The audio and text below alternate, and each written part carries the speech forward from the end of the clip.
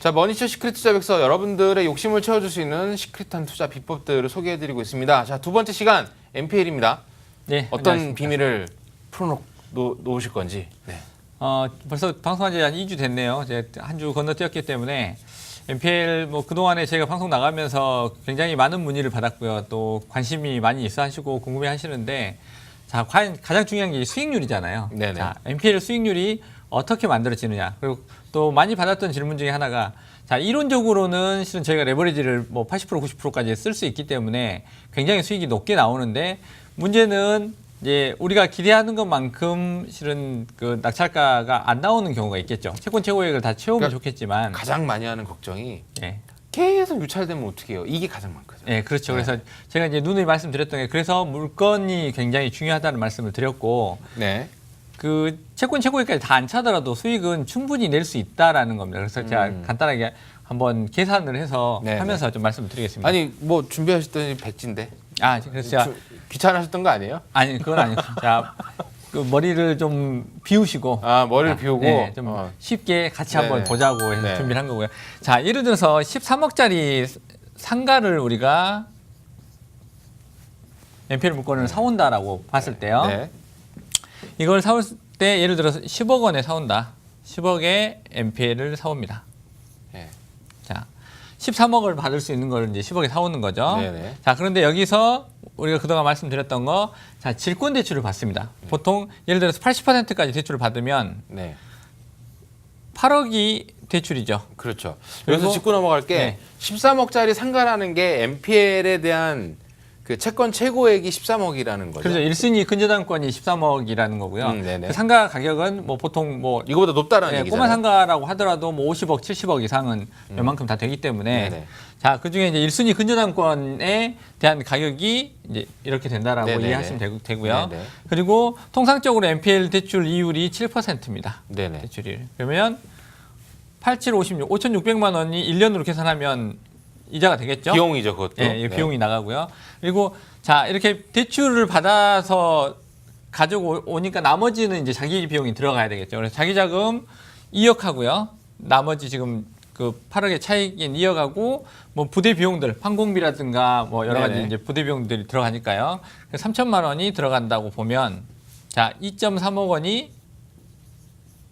들어가겠죠. 총 투자에 대한 비용이다. 예. 네. 자, 이렇게 해서 자, 원래는 이게 지금 30% 가격 차이가 나잖아요. 네네. 그 채권 최고액까지 차면 30% 근저당 설정을 하니까요. 네. 자, 그러면 그 이론적으로 해서 이야기를 한다면 30% 수익이 나야 되는 게 맞는 거겠잖아요. 그렇죠. 자, 그러면 2억 3천을 내가 투자를 해서 3억 원이 차익이 생기겠죠.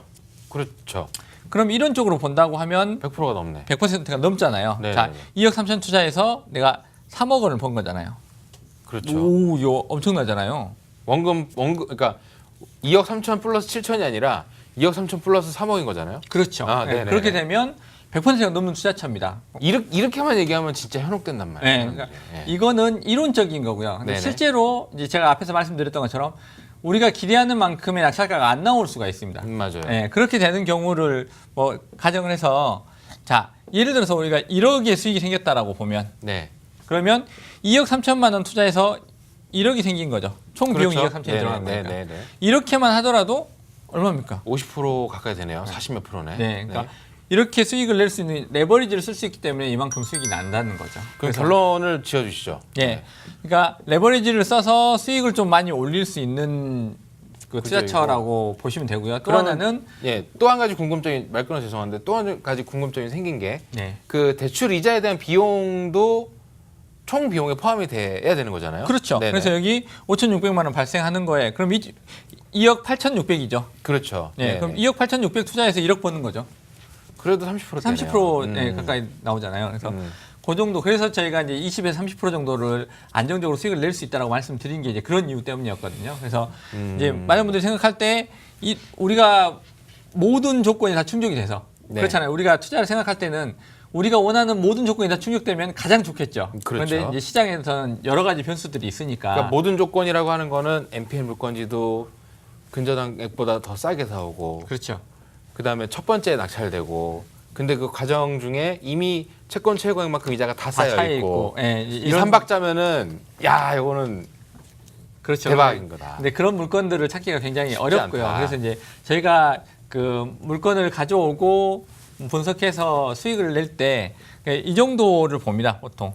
그러니까 지금 전체 채권 최고액이 다 차는 것들을 기대하면 좋겠지만 간혹 그런 물건들이 있습니다. 그래서 뭐 그 법적인 분쟁이 붙어서 뭐 1년, 2년 끌어서 연체이자가 다 차는 경우도 있지만 네네. 그렇지 않는 경우들도 있고 또 굉장히 인기 있는 물건들은 뭐 2회, 3회를 넘기지 않고 낙찰되는 경우들이 있기 때문에 이제 그런 것들을 감안한다고 하면 이제 이론적으로 우리가 생각하는 모든 그 근저당권까지 채권 세력이 다 차는 경우는 사실 많지 않고요. 그래서 네. 저희가 이제 그런 것들을 감안을 해서 예상 수익을 이 정도로 본다고 하는 겁니다.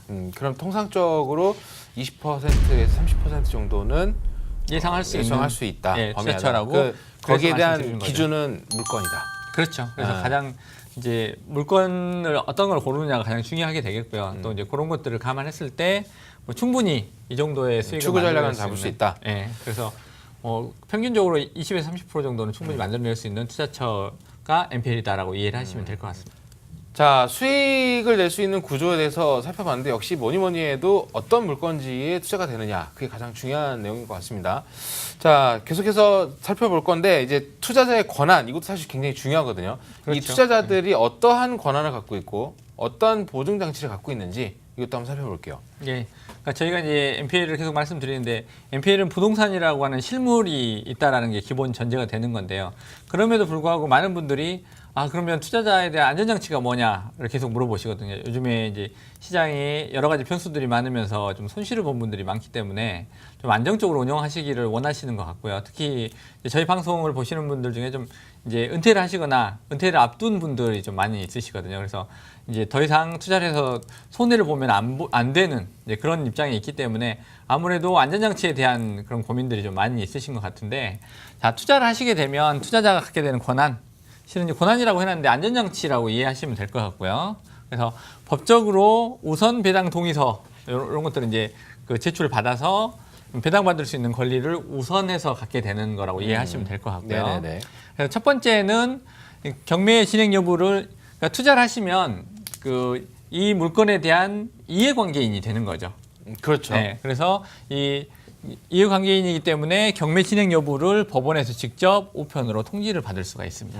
네. 경매가 어떻게 되고 있다 지금. 그렇죠. 네, 그래서 산으로 가고 있다, 바다로 가고 있다 이거 다 알려준다는 거잖아요. 그렇죠. 해당 물건지에 대한 내용들의 주요 사항들, 뭐 이제 기일 변경이 됐다거나 아니면 속행 신청이 됐다거나 뭐 여러 가지 낙찰이 됐다거나 하는 그런 내용들을 법원에서 직접적으로 이제 우편으로 다 받아볼 수 있게 돼 있고요. 그리고 해당 사건에 대해서 수시로 오픈되어 있으니까 열람하거나 그 사건 진행되는 내용들을 복사를 해서 볼 수도 있습니다. 대법원 홈페이지 가시면은 뭐 네, 얼마든지 할 수- 확인하실 네, 수가 네. 있습니다. 네. 자, 그리고 지금 근저당권자하고 이제 어떤 특약 같은 것들을 맺어야 될 텐데 어쨌든 투자자이기 때문에 경매를 정지하거나 기일 변경을 하거나 연기 신청 또는 경매 신청하고 취하하는 이제 경매와 관련된 여러 가지 행사할 수 있는 권리. 이건 이제 1순위 근저당권자가 행사할 수 있는 거거든요. 그래서 저희가 저번 방송에도 말씀드렸지만 그 어느 정도는 경매가 진행되는데 영향력을 행사할 수 있다. 그래서 저희가 이제 그 수익을 만들어내는 데 있어서 이제 여러 가지 이런 기법들을 활용할 수 있다라고 말씀을 드렸었는데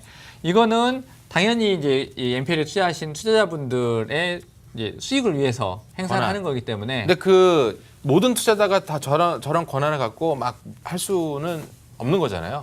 그러니까 이제 여기서 특약을 맺게 되면 실질적으로 뭐 계약을 하게 되는 경우들도 있는데 규모가 좀 크면요. 네. 근데 이제 그 묵시적으로 그냥 이런 그 권한들, 그 경매 절차나 투자에 관련된 이런 권리 행사하는 것들은 이제 투자 회사에다 위임을 하는 거죠. 거. 예, 왜냐하면 이제 계약서를 쓸 때 경매에 관련된 제반 사항들에 대한 동의를 받게 돼 있기 때문에 거기 안에 이제 포함이 돼 있다라고 보시면 될 것 같습니다. 그 근저당권부보다 질권이 우선한다라는 내용조차도 잘 모르시는 분들이 사실 네. 많으세요. 네. 그래서 저희가 이제 그 질권이 설정된다라는 거. 그러니까 많은 분들이 근저당권에 대한 이해는 좀 있으세요. 충분히 이제 집을 사시고 저당 잡는다. 예, 딱. 네. 은행에서 이제 저당 잡혔다 뭐 이런 이야기들을 많이 들으시니까. 근데 질권은 뭐냐라고 좀 생소해 하시거든요. 그러니까 질권은 인질 질자입니다.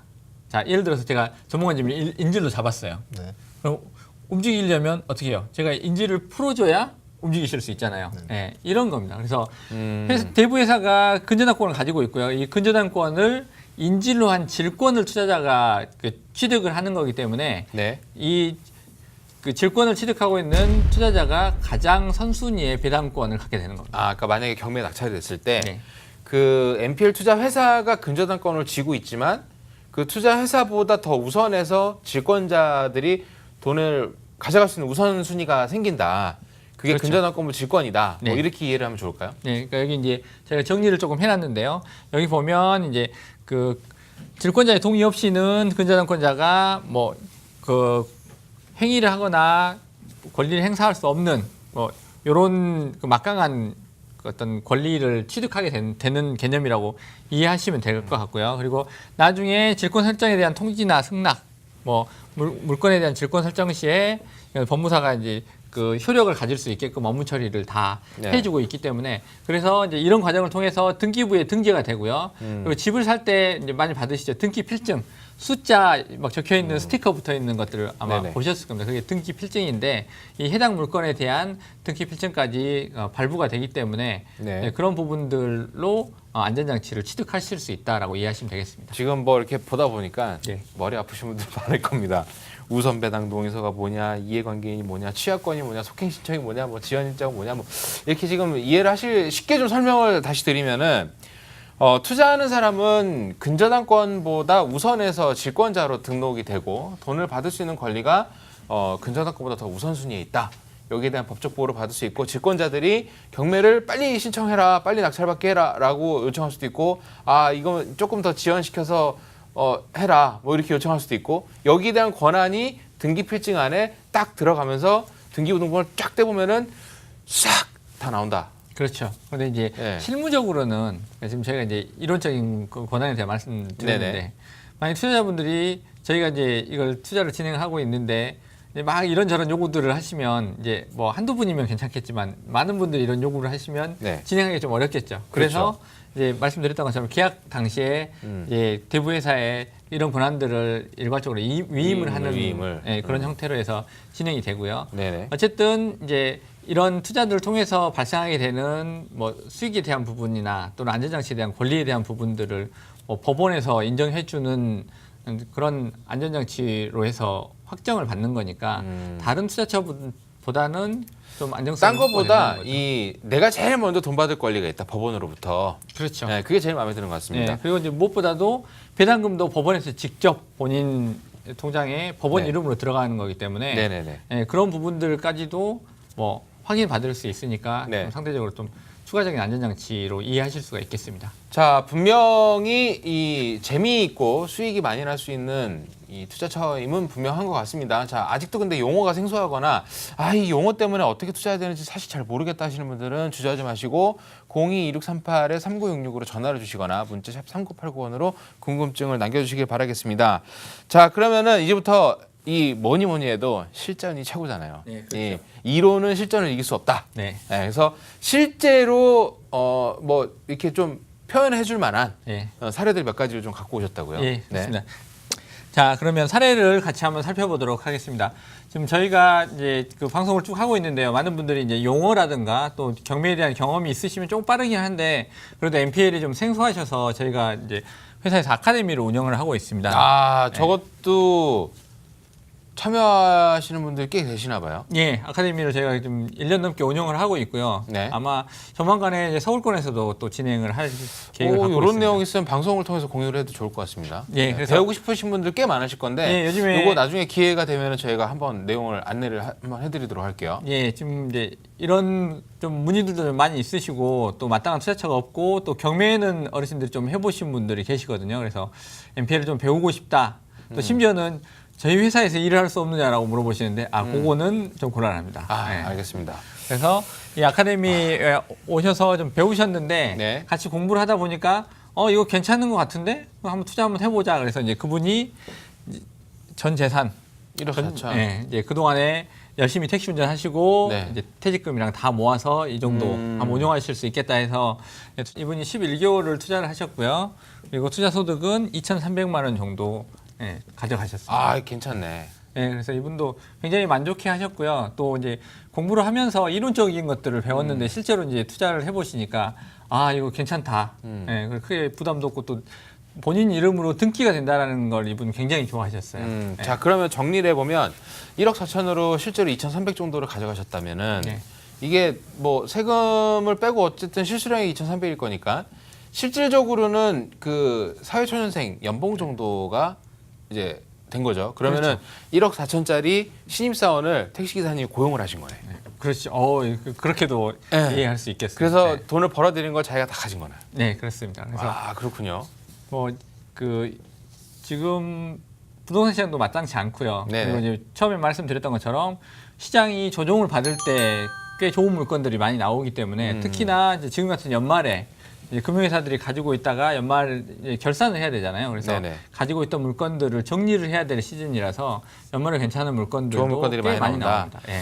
그리고 이제 수익을 조금 더 높이려면 2,300을 더 나중에 업해서 이제 다른 물건지에 투자를 하고 하게 되면 그 이후에는 수익률이 좀 더 올라갈 거잖아요. 네, 그렇죠. 그래서 이분 같은 경우는 이제 한번 투자해서 수익으로 보셨기 때문에 정말 2억 정도 자금을 더 모아서 지금 추가 투자를 진행하고 있는 상황입니다.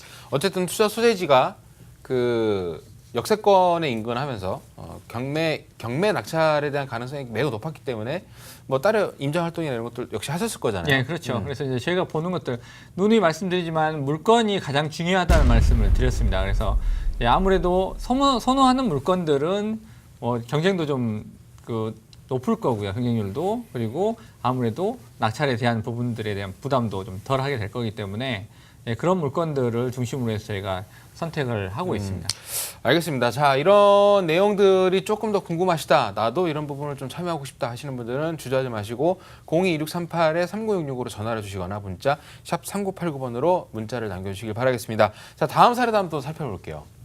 네, 그러면 다음 사례도 하나 더 살펴보겠습니다. 네. 자, 이분도 저희 아줌마 부대 중에 한 분이십니다. 네. 아줌마 부대. 네, 또- 이 사실 이 아줌마 부대들이 힘 세거든. 네, 그렇습니다. 이 네. 아주머니들 오셔서 맞아요.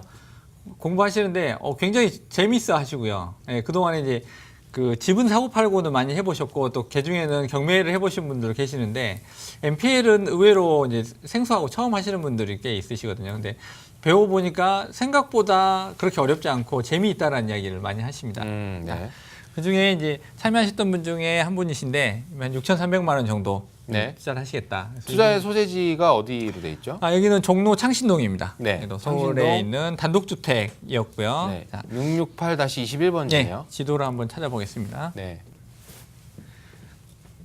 동대문 성곽공원 바로 앞에 위치해 있고요. 여기도 뭐 역세권 1차 역세권 안에 들어갈 것 예, 같은데요. 여기 동대문역 지금 이제 그 1호선과 4호선이 교차되는 이 인근에 있는 역세권이랑 가깝고요. 또 공원이 있기 때문에 굉장히 그 주변 환경도 좋은 물건지였습니다. 낙찰 확률이 높았다. 예, 그리고 뭐 이 강북에는 단독주택들이 굉장히 많은데 앞으로 뭐 재개발 가능성들도 그 상존하고 있는 지역이기 때문에 아무래도 인기 있는 물건 중에 하나라고 볼 수 있겠습니다. 자, 이런 경우에 지분율이 높은 물건일수록 인기가 많은 이유 중에 하나가 이 훗날을 대비했을 때는 경매 낙찰률이 훨씬 더 높다. 그렇죠. 지분율 때문에. 네. 네. 그래서 뭐 재개발이 올라간다든지. 부동산은 아무래도 이제 고려를 하실 때 장래성도 고려를 하게 되는 부분이 네네네. 있고요. 특히나 이제 강북 지역 같은 경우는 그래서 그 단독주택에 대한 수요들도 꽤 많이 있는 상황입니다. 그래서 이분이 이제 여기 투자를 하셨고요.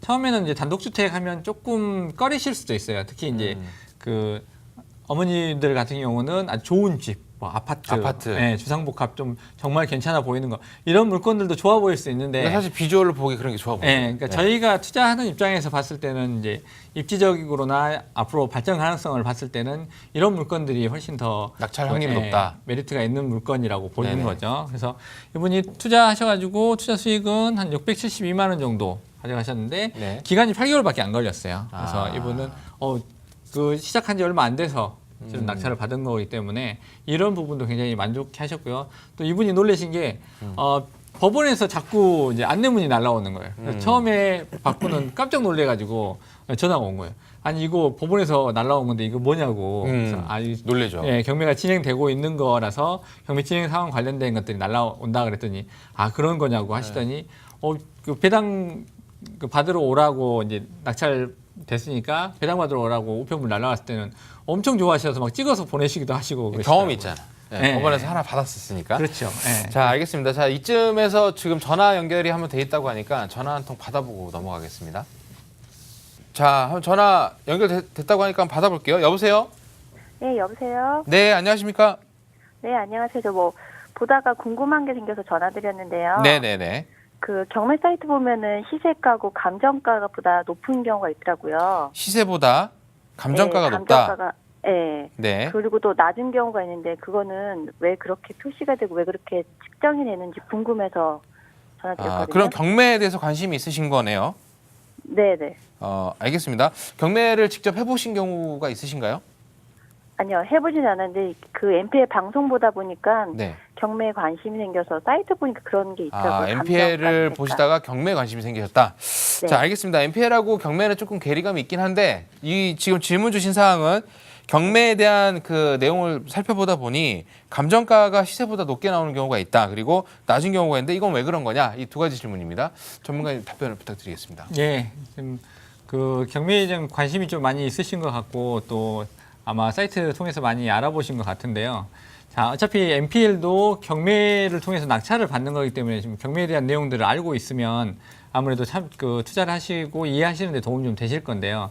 지금 질문 주신 걸 보니까 그 실제 실거래가가 우리가 보통 거래할 때 많이 사용하는 건데 그 부동산의 가치를 평가할 때는 감정평가 금액을 많이 기준으로 하거든요. 근데 그 실거래가하고 감정가는 이제 뭐 경우에 따라서는 감정가가 더 높을 때도 있고요, 또 낮을 때도 있기 때문에 이런 그 실거래가하고 감정가의 괴리가 왜 발생하는지에 대한 것을 질문하신 것 같아요. 근데 실거래가는 뭐 이해하고 계신 대로 실제로 거래가 되는 시장 가격을 실거래가라고 이해하시면 되고요. 그리고 통상적으로 감정가라고 하는 거는 그 말씀드렸던 것처럼 그 부동산 같은 경우는 대출을 많이 활용을 하기 때문에 레버리지를 활용할 수 있는 건데 대출을 실행할 당시에 금융회사에서는 그 해당 물건에 대한 가치를 감정해서 평가를 하게 되거든요. 그게 우리가 이해하고 있는 감정평가 금액입니다. 그래서 이 감정평가 금액은 해당 금융회사에서 대출을 실행할 때 그 감정평가를 했던 시기에 따라서 좀 차이가 생길 수가 있습니다. 그래서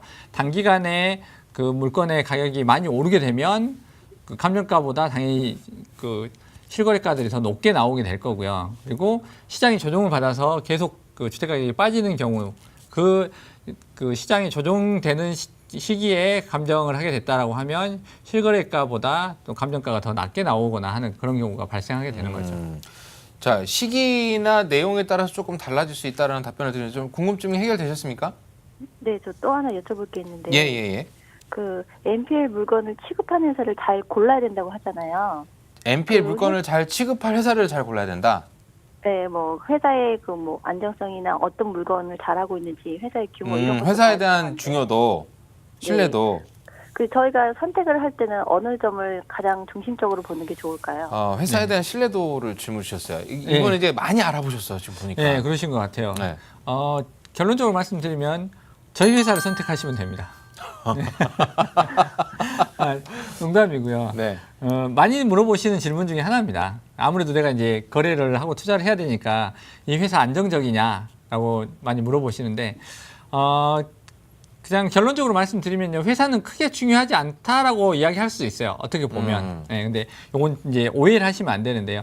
기본적으로 대부 회사는 그 MPL을 취급할 수 있는 자격이 있는 회사는 금융감독원에 등록이 돼 있고요. 또 금융감독원의 관리감독을 받는 그런 대부업체만 취급할 수 있다는 것들을 기본적으로 확인을 하셔야 되고요. 그래서 주변에서 그 MPL을 투자를 하고 MPL을 하고 싶다라고 하시면 그분에게 그 금감원에 등록되어 있는 회사인지 꼭 확인을 하실 필요가 있습니다. 그래서 금감원 등록증이 인허가 되어 있는 회사냐? 네, 네. 금감원 등록증이 반드시 있어야 되고요.